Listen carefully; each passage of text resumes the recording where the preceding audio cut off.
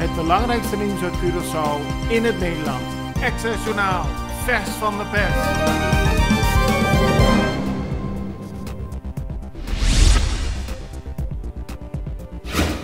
De regeringen van Curaçao, Aruba en Sint Maarten hebben allemaal de voorwaarden verworpen die Nederland wil verbinden aan nieuwe coronaleningen. Zoals bekend heeft Nederland afgelopen maandag naar de eilanden een pakket gestuurd met verschillende voorwaarden en het verzoek die voor vrijdag 10 juli goed te keuren. Dat gaat nu niet gebeuren. Nederland wil onder meer een consensus rijkswet invoeren, maar volgens de eilanden kan dat niet binnen 4 dagen worden doorgevoerd. Ook wil Nederland een entiteit oprichten die beslissingen kan nemen over het financieel beleid op de eilanden voor de komende 7 jaar. Dat is tegen het zere been van de regeringen van Curaçao, Aruba en Sint Maarten. Om de stemming onder de bevolking te peilen heeft de Extra op haar Facebookpagina een poll gezet waarin mensen een stem kunnen uitbrengen op de vraag of ze voor of tegen de voorwaarden zijn die Nederland wil verbinden aan de coronaleningen. Duizenden mensen hebben al meegedaan en daaruit komt naar voren dat meer dan 2/3 van de deelnemers vindt dat Curaçao akkoord moet gaan met de voorwaarden die Nederland stelt. 1/3 van de mensen zegt dat we tegen moeten stemmen. Volgens de minister van Economische Ontwikkeling Steven Martina is de Curaçaose bevolking verdeeld. En dat maakt ons zwak, aldus Martina gisteren. Er worden voorwaarden verbonden aan coronaleningen en we ruzien met elkaar daarover, terwijl we zouden moeten werken aan het opbouwen van de economie. Hij vraagt zich af waarom er zo'n verdeeldheid in Curaçao wordt gecreëerd en zou willen dat we met z'n allen zouden werken aan de ontwikkeling van Curaçao in plaats van te discussiëren met elkaar over voorwaarden die Nederland stelt.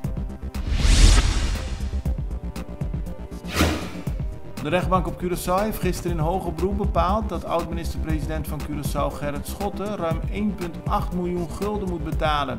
Als hij dat niet doet, moet hij 3 jaar langer de cel in. Daarmee is in hoger beroep een straf van bijna 2 jaar geleden bevestigd. Schotten zit sinds eind 2018 in de gevangenis voor het aannemen van steekpenningen, valsheid in geschriften en witwassen van geld. Na het opleggen van die straf is het Openbaar Ministerie een ontnemingszaak begonnen. Schotten zelf ontkent zo'n bedrag te hebben. We kunnen binnenkort een verhoging van de airporttax verwachten. Dat schrijft de Extra vandaag.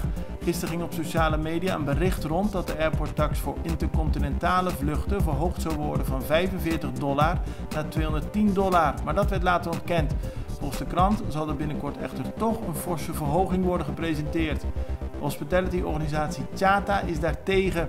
Het toerisme is voorzichtig weer aan het opkrabbelen en een veel hogere airporttax zou alleen maar nadelig werken, aldus Tjata.